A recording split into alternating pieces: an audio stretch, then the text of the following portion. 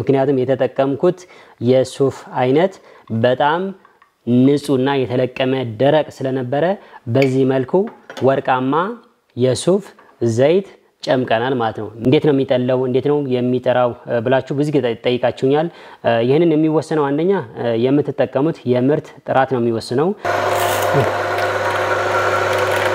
ሰላም የተወደዳችሁና የተከበራችሁ የቢዝነስ ተራ ሚዲያ ተከታታዮች እንዴት ሰንብታችኋል? ያላችሁበት ሁሌ እንደምንለው ቀናችሁ መልካም እንዲሆንላችሁ እየተመኘን በጥያቄያችሁ መሰረት ዛሬ የሱፍ ዘይትን እየጨመቅን የምናሳያችሁ ይሆናል። የተፈጥሮ ዘይት እየጨመቅን ብዙ ፕሮግራሞችን ሰርተንላችኋል። ነገር ግን በአንዳቸው ቢሆን ሱፍ ዘይት እየጨመቅን አላሳየናችሁምና ለምንድነው ሱፍ እየጨመቅ አታሳየንም ባላችሁ መሰረት ይሄው ዛሬ በተግባር ሱፍ እየጨመኩኝ የማሳያችሁ ይሆናል ማለት ነው።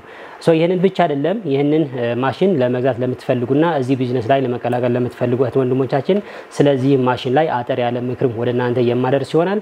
እስከ ፕሮግራማችን ፍጻሜ አብራችሁን ቆያልን። ለቻናላችን አዲስ ሆናችሁ አሁንም ላይክ፣ ሼር፣ ሰብስክራይብ በማድረግ የቢዝነስ ተራ ሚዲያን ቤተሰብ እንላለን። መልካም ቆይታ።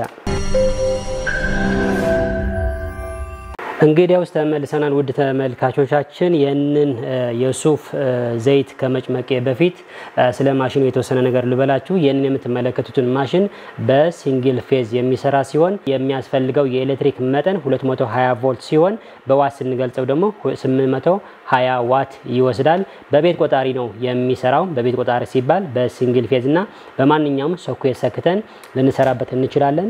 በቤት ውስጥ እንድንሰራበት ዲዛይን ስለተደረገ ምንም አይነት ድምጽና ያው እንደምትመለከቱት ምንም አይነት ድምጽና የሙቀት የመስጠት ባህሪ የለውምና በዚህ ደግሞ ቤት ውስጥ ሆነን ያው አሪፍ የሆነ ቢዝነስ እንድንሰራበት በዚህ መልኩ ዲዛይን የተደረገ ማሽን ነው ማለት ነው። አሁን ይሄንን ማሽን ይሄንን ካልኩኝ በኋላ እንዴት መጭመቅ እንደምንችል የማሳያችሁ ይሆናል። እንደምትመለከቱት ግማሽ ኪሎግራም ሱፍ አምጥተናል። ይሄንን ግማሽ ኪሎግራም ሱፍ አንደኛ በምን ያህል ደቂቃ ጨምቆ እንደምጨርስ የማሳያችሁ ሲሆን በመቀጠልም ከ1 ኪሎግራም ሱፍ ምን ያህል የዘይት መጠን እንደምናገኝ በዚህ ፕሮግራም እነግራችኋለን ማለት ነው። አሁን ቀጥታ እንዴት መጭመቅ እንደምንችል ወረዲ ቀጥታ ወደ ተግባር ገባለሁ። አሁን ተከታተሉኝ። እዚህ ላይ ግን ከመጭመቃችን በፊት ማሽናችን እየተጠቀምንበት ካልነበረ ለ20 ደቂቃ የሚያክል እስከሚግል ወይም ደግሞ የሚያስፈልገውን የሙቀት መጠን እስከሚወስድ ድረስ ግዴታ ለ20 ደቂቃ መቆየት ይኖርብናል ማለት ነው። ያ 20 ደቂቃ ከቆየን በኋላ ደግሞ ቀጥታ ወደ መጭመቅ እንሄዳለን። እዚህ ላይ ግን የምንጨምቀው ምርት ምን መሆን አለበት ያላችሁኝ እንደሆነ በጣም ደረቅ መሆን ይኖርበታል። ምናልባት እኛ ስንይዘው ወይም ደግሞ በእይታው ደረቅ ሊመስለን ይችላል። ነገር ግን ከገበያ ቀጥታ አምጥተነው በዚህ ማሽን ለመጭመቅ ብንሞክር ግን ማሽኑ ይሄንን የሚሽከረከረው ወይም ደግሞ የሚጨምቀው ፓርት ሊቆም ስለሚችል ግዴታ ከገበያ ያመጣ ነው የትኛውም አይነት ምርት ሱፍ ብቻ አይደለም ባይዘው ይሄንን ማሽን የሚጨምቀው ዛሬ ሱፍ ብቻ ማሳየት ስላለብኝ ነው እንጂ እስከ 30 የሚደርሱ የትኛውን አይነት ምርት ይሄንን ማሽን ሊጨምቅላችሁ ይችላል። ከገበያ ያመጣችሁት የትኛውን አይነት ምርት ቢያንስ ቤታችሁ ለቅማችሁ ለ2 ቀን ወይ ደግሞ ለ3 ቀን መድረቅ ይኖርበታል ማለት ነው። ይሄንን ኦሬዲ ሌሎች ፕሮግራሞችም ስንሰራ ያጋጠመን ኤክስፒሪየንስ ስለሆነ ከገበያ በቀጥታ አምጥታችሁ ምርት ባይጨመቅ ይመከራል ማለት ነው። ለምንድነው ያ የሚመከርበት ምክንያት እርጥብ ነገር ካለው የሚሰጣችሁ የዘይት መጠን በዛው ልክ ይቀንሳል ማለት ነውና የምትጨምቁት ምርት በተቻለ መጠን ደረቅ መሆን ይኖርበታል ማለት ነው። ዛሬ የምትጠቀመው የሱፍ መጠን ኦሬዲ በደንብ የደረቀ ስለሆነ አሁን ማሽንም አያስቸግረኝም። ቀጥታ ወደ ተግባር የምገባ ይሆናል። ቀጥታ አስጀምረዋለሁ።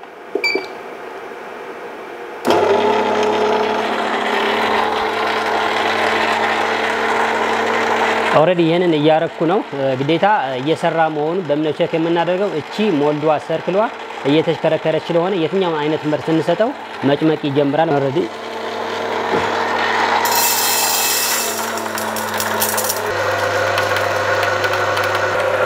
እዚህ ላይ ግን እንደ ትምህርት እንዲሆናችሁ የምትጨምሩትን ምርት ደረቅ ካልሆነ ለምሳሌ የእርጥብ አይነት ባህሪ ካለው ምርቱ ምን ያደርጋል ማሽኑ የምትሽከረከረው ይሄ ሞልድ የሚባለውን ያቆማልና እዚህ ጋር ያለው ደግሞ ኤሌክትሪክ ፓወር ስለሰጠን ምን ይደረጋል ጥርሱ ይሰበራል። እና ከፍተኛ የሆነ ጥንቃቄ ማድረግ ያለብን የምንጠቀመው የምንጨምቀው የትኛውን አይነት ምርት ደረቅና የተለቀመ መሆንን በደንብ ማረጋገጥ ይኖርባችኋል። ይሄንን አይነት ምርት ከምሰጡት ከሆነ ይሄንን እቃ የዘላለም እቃ ነው የሚሆነው።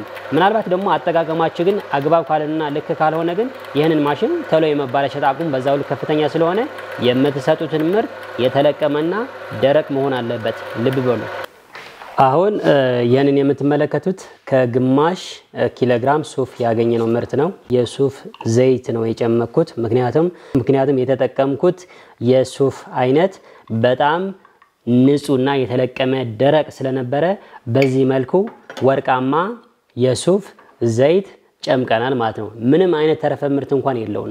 በዚህ መልኩ ወርቃማ የሱፍ ዘይት አግኝተናል። ከ8 ሰዓታት በኋላ ብታይ ደግሞ ጭራሽ ከዚህ የበለጠ ወርቃማ ሆኖ እናገኘዋለን። ቢያንስ ግን አሁን በዚሁ በመጀመሪያ በትኩሱ ግን በዚህ መልኩ የተጣራ የተፈጥሮ የሱፍ ዘይት በዚህ ማሽን ጨምቀን አዘጋጅተናል። ይሄንን ያገኘነው ከግማሽ ኪሎግራም ሱፍ ነው። አንዳንድ ጊዜ 1 ሊትር ሱፍ ለማግኘት ምን ያህል ኪሎግራም ሱፍ ነው ያስፈልገን ያላችኝ እንደሆነ እስከ 2 ኪሎግራም ይህ ምን ማለት ነው? ከ1 ኪሎግራም ግማሽ ሊትር ሱፍ እናገኛለን ማለት ነው።